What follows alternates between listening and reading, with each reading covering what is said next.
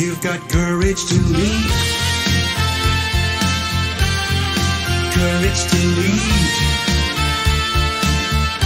Be brave and be bold. Whoa. Let it roar. Welcome to the Courage to Leap and Lead podcast, where each of our guests share the stories of courage that helped them become powerful leaders. Before we start today's show, please remember to visit 𝗀𝗃-consulting.com, where you can find all the episodes and other excellent resources, all at 𝗀𝗃-consulting.com. Now here's your host, leadership courage coach, C.B. Bowman. Everybody, well, it's Tuesday and I'm back and I feel rested and ready to talk, gab, right? So today I have a special, all of my guests are quite special. Wouldn't you agree? I mean, can you wait till the Seth Godin interview comes out? I did it and he was amazing. So now we're going to talk to Dr. Mark. Mark, pronounce your last name for me. Goulston. Goulston. So you mentioned Seth Godin. I mean, you shouldn't follow Children Animal Acts or Seth Godin Acts. Well, to tell you the truth, I don't know what order they're going to air things in. So you might be in 2024 and he might be in 2023. So I leave it up to the techie people to determine that. But yes, I did interview him last week and he was amazing, of course. And he sort of opened the door that I could do another interview with him. So I was very happy about that. I really like the guy. He's got a really fascinating brain. So, and a nice guy on top of it. So, Mark, tell us, what are you're a doctor of what? Psychiatry. Psychiatry, okay. So do you help people like me? I don't know if I could help you, CB. Do you think you're helpable? Probably not, at least according to my husband. Well, what does he know? Yeah, I know. Gosh, he's just a good guy, right? So how did you get into your field? Let's go back when you are a young lad. What did you tell us about your parents? Tell us about how you lived. We want to know it all. Well, I grew up in a middle-class family. I have two older brothers outside of Boston, Massachusetts. And we just heard the accent. Well, yes, I wouldn't be throwing stones about accents, my friend. But I have absolutely no accent. No accent. No. Yeah, there you go. So I grew up outside of Boston, and I think what I've discovered is, and it didn't serve me well when I was young, I've been curious my entire life. So I was the person, and I wasn't trying to be obnoxious, but I was the person who would ask, why? Why? Why are we doing this? Why are we studying this? Why?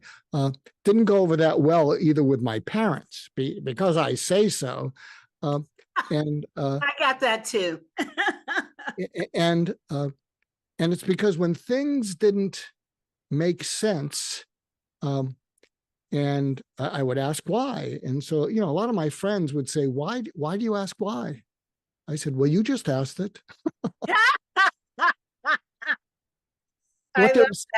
What they were saying is, why do you bother with that? And teachers, who were teaching things because it was always the way they did it, they didn't necessarily question it. Well, we've always done it this way. And I think that led up to a certain, maybe resentment. I'm not a great fan of arbitrary authority. Mm-hmm. Where people are just, they're authorities without even thinking it through, but they're in a position of power. And so I've always questioned things. And then I think that evolved into my seeing the elephant in the room. And sometimes it would grow into seeing the elephant in the room, and I couldn't see what was obvious. So when I'm skipping something, then I'll come back to it. Like, for instance, when I finished medical school and went on to become a psychiatrist, one of my focus areas was suicide prevention. And in 35 years, none of my patients died by suicide. Wow. And I think the reason was I totally tuned into their pain. And to me, the elephant in the room was,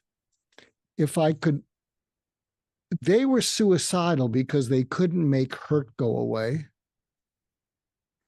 Mm-hmm. And also they couldn't find hope.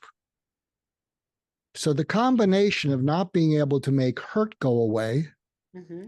other than by death, got in the way of their finding hope.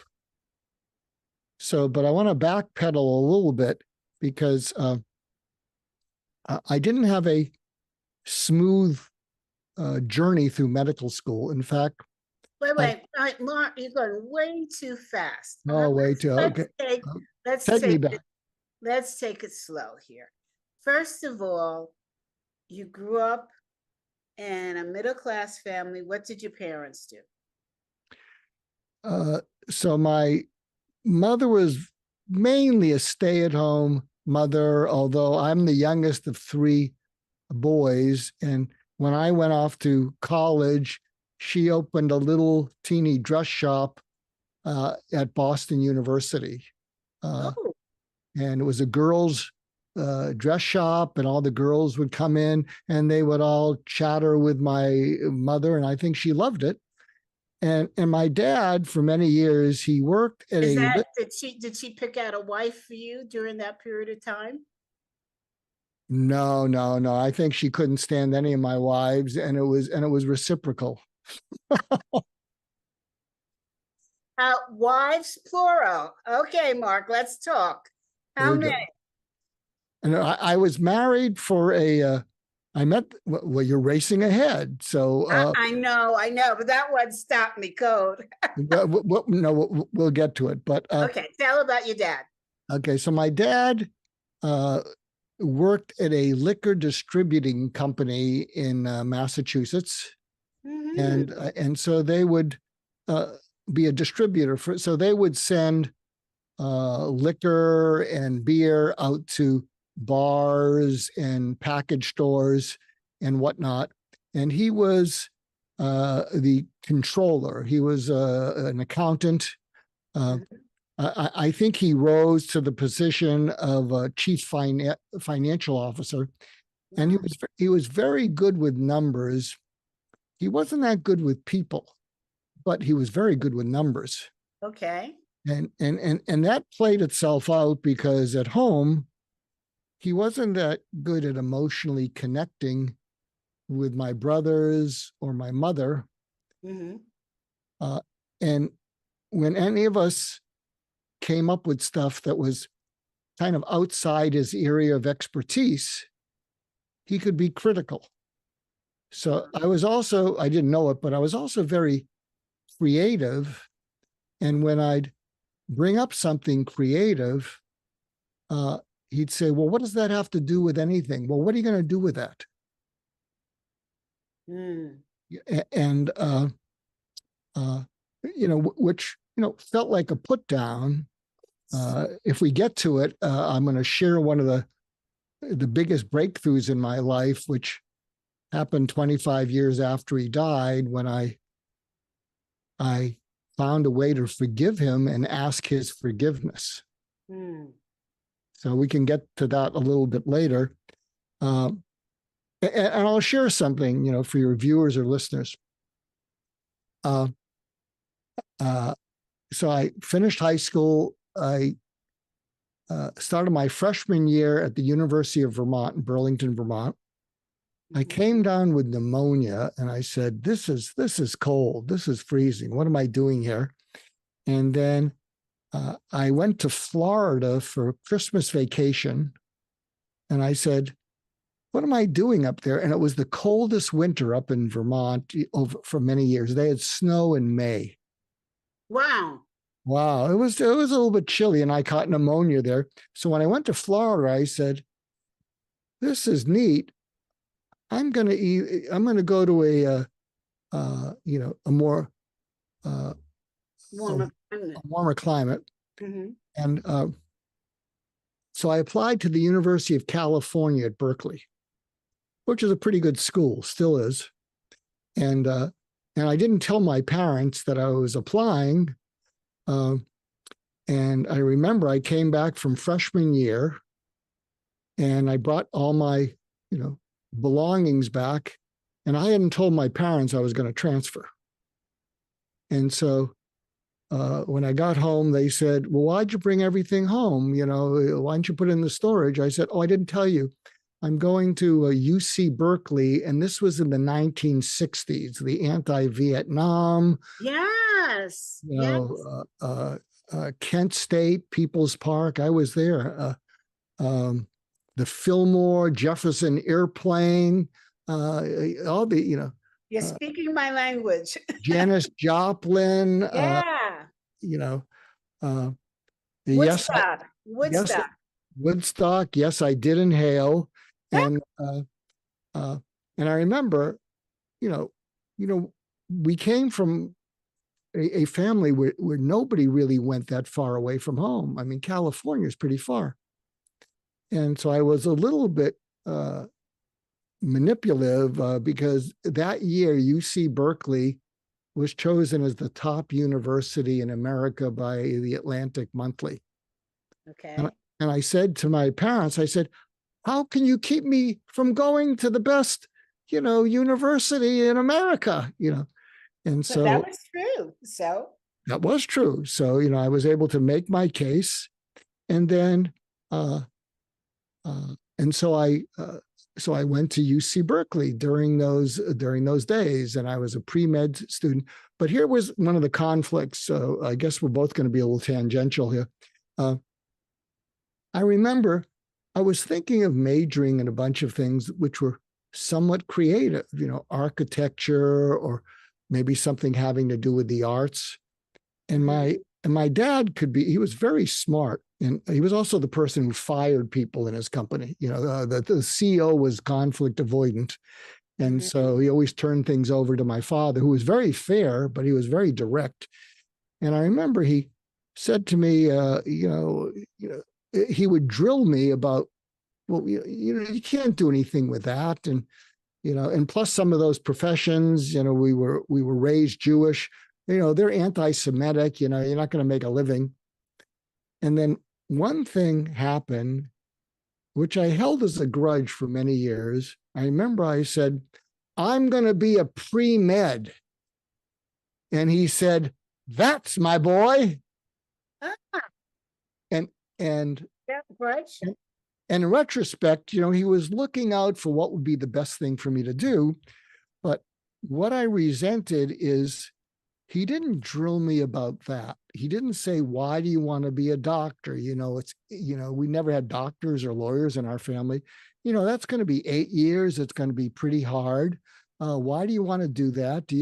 And so there was a part of me unconsciously that said, well, if he had drilled me about that, then I would have felt okay. But when he said, that's my boy, it felt like as long as I was doing things that he agreed with, I was okay. But again, when I was doing anything that was out of alignment with his view of the world, I'd get lectured, I'd get criticized and whatnot. But in spite of that, I did finish UC Berkeley, and then I went off to Boston University Medical School. But segueing back to wives, I had a girlfriend towards the end of being at UC Berkeley, and it had run its course. You know, we'd gone to the Fillmore enough times. You know, we'd driven across the Golden Gate Bridge on my crappy motorcycle enough times, but it had run its course. And so it felt like when we graduated, it was a good time to break up. But we each made the mistake after we graduated of going back to our respective families and living with them for the summer.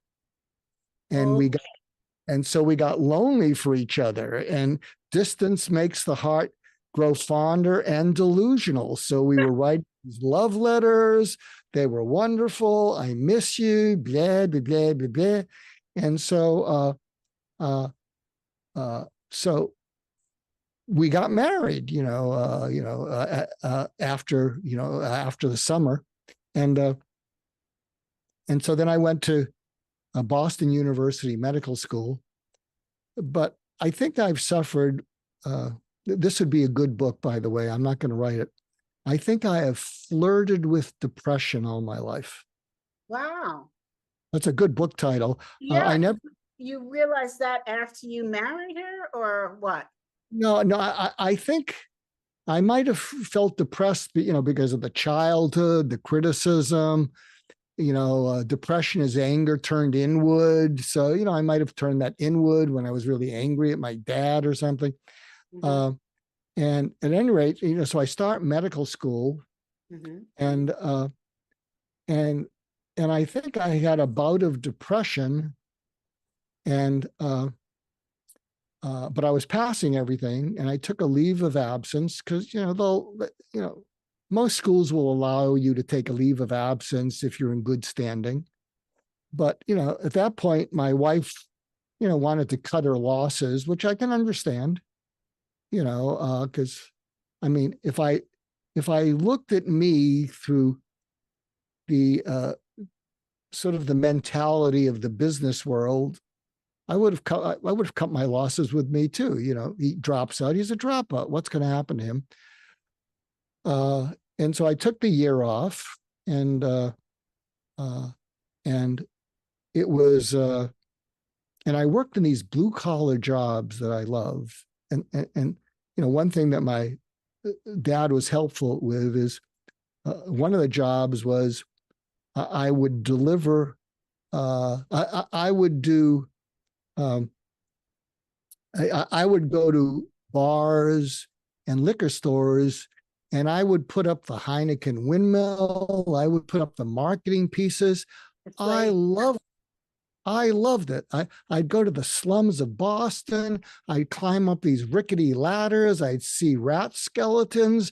I'm about to fall off when I'm putting up that Heineken windmill. I'd do a little negotiation, and I'd say to the barkeeper, I'd say, I'll give you two of these. If you put up this Heineken windmill for a month, I'll give you a second one to put into your bar at home. Because a lot of these bartenders, I'll tell you, I can't imagine that they didn't get cancer, because you go into their homes and it's lit up like Las Vegas, because everybody likes these little design things, these little tchotchkes you get. But I loved it. And I'd be talking to the truck drivers when they're delivering things. And so my mind came back from the depression probably to a, that'll pass. They're not going to lock me up today, hopefully.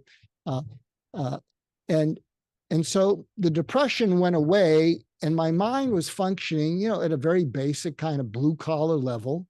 Mm-hmm. And I loved it. It was great.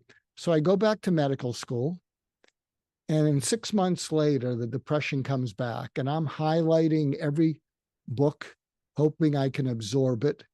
So my books were all yellow, so I'd read things, but I couldn't hold on to it. Mm-hmm. So at that point, I asked for another leave of absence. So the first time I was depressed and confused. I think the second time I was purely depressed. And how did you recognize the depression other than you couldn't remember things? Because you weren't a therapist at that point. I wasn't a therapist. I alternated between being low down and cynical. And the cynical was my armor. You know, so at times when I could be cynical, I think it was a protection against, you know, feeling the brunt of the depression. If I could say everything is a bunch of BS, you know, then I could blame it on everyone else. And but what happened, and this is what changed my life. They'll give you a first leave of absence, but what people don't realize is when they do that, they lose matching funding. So tuition alone doesn't pay for your education. And so they were willing to lose matching funding for the first time, but here it is that I come back and I want a second leave of absence. I'm still passing, and I meet with the dean of the school, and the dean of the school was a good guy, but he's into fundraising. I don't remember the conversation. And I thought I was going to get a, you know, second leave of absence, maybe see if I could figure myself out. And the dean of students, a guy named Bill McNary, we called him Mac. He had a thick Irish, Boston Irish accent. Mac. He called me, he said, Mac, I got a letter from the dean here. You better come in. We got to read this together. And so I go into Mac's office, and the letter from the dean of the school said, I've talked with Mr. Goulston. We discussed an alternate profession, and I'm asking the promotions committee that he be asked to withdraw. Meaning, you know, I wasn't failing, but they wanted to cut their losses. I can understand that. Yeah. And I was really low. I was at the bottom, and I said, what does this mean? And he said, Mark, you've been kicked out. And again, I'm not religious. People think I'm spiritual because I'm an emo type of guy, emotional, you know, empathy and all that sort of stuff. And he said, you've been kicked out, Mark. And then what happened is I felt something wet on my cheeks, and I thought I was bleeding. I mean, and I'm touching my cheeks, and I'm looking at my fingers. And it's not blood, it's tears. And tears, why? Because you were kicked out, or because you're happy that you didn't have to deal with medical school? No, I think it's because I was at a low point, and I didn't want that option taken away from me. You know, even though I had mixed feelings about it, I knew from the first year off that I didn't really, you know, even though I liked relating to blue collar people, I loved it, I didn't necessarily want to have a blue collar existence. So, you know, I thought it was medical school, right? Yeah, but I had when I took the first leave of absence, I realized I came back to medical school because I didn't know I was going to come back to medical school. It's not like I worked in some laboratory. I wanted to, you know, heal my wounds of feeling really stupid. And so, but I realized that after that year off and working in blue collar jobs, that, you know, a better option would be to go back to medical school. And so I went back to medical school. These sirens are killing me. I went back to medical school, but then the depression, it was an untreated depression, you know, came back, and I was highlighting every book and nothing was going in. And so Dean McNary, when he said, you've been kicked out, it just felt like, it felt like a gunshot wound. And I know what that's like because I had a perforated organ about 15 years ago, and I almost died from it. So when he said that, I literally traded in front of him, and I started crying. And then he said something to me. He gave me what I call the trifecta of hope.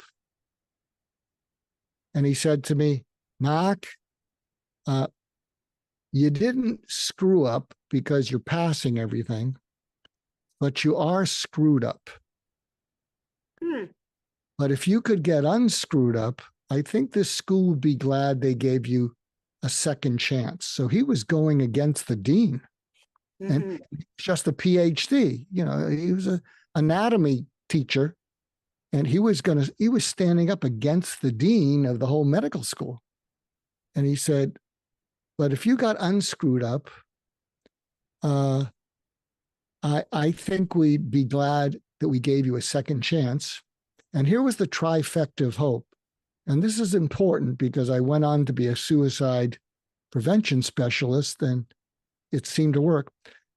He said, but even if you don't get unscrewed up, even if you don't become a doctor, even if you don't do anything with the rest of your life, I'd be proud to know you.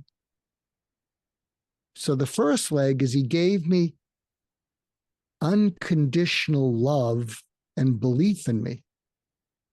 So the first leg is unconditional love and seeing something of value in someone when they can't see it. And the second leg is he said, I'd be proud to know you because you have something in you that we don't grade in medical school, but the world needs more than you will ever know. And you won't know it till you're 35. So he saw a future for me that I didn't see. And then the third leg of it was, he said, he pointed his finger at me. He said, look at me, because I'm just crying from all this compassion and belief. I don't know what to do with it. And he says, he pointed his finger at me like this. Look at me, look at me. You deserve to be on this planet. Wow. And you're going to let me help you. So he arranged an appeal. And for years, I was trying to figure out what the heck was he standing up for me like that? And then what I realized is that during the first leave of absence, I wrote a poem, and it got published in the Journal of Geriatric Psychiatry. So, and the poem is called Lament for the Old. And I won't read the whole thing. It's not that long. Well, read it. Read the whole thing. Okay. So here I am, somewhat depressed. And so I had sent this to him during my first leave of absence. So I'll read it to you. It's not that long, but I have to hold the paper up. When I was a doctor, it was common practice to avoid the geriatric floor. The most widely used rationalization was the reminder of our own ultimate demise. But since my colleagues knew not how to celebrate life, I doubted that they truly feared death. I then thought it was because we had been taught to salvage life quantitatively and not qualitatively. And it was obvious that this group was a poor bet. And the next couple things are relevant because I wrote this when I was, I wrote this when I was 25 and I'm 75. I then took the time to get to know some of these marvelous people 3 times my age, who offered a wealth of experience that spanned hundreds of years. What was so obviously missing was someone to share the fullness of the past, to help relieve the loneliness of the future, and maybe someone to give a damn when they died. Wow. So I realized that I had sent that to him, during my first leave of absence. Right. So I think that got through to him that, there's more to this kid than just, some messed up kid. And so he said to me, you're going to let me help you, because I will tell you, if he had said, call me if I can help you, I would have gone back to my apartment. And like a lot of men, I wouldn't have asked for help.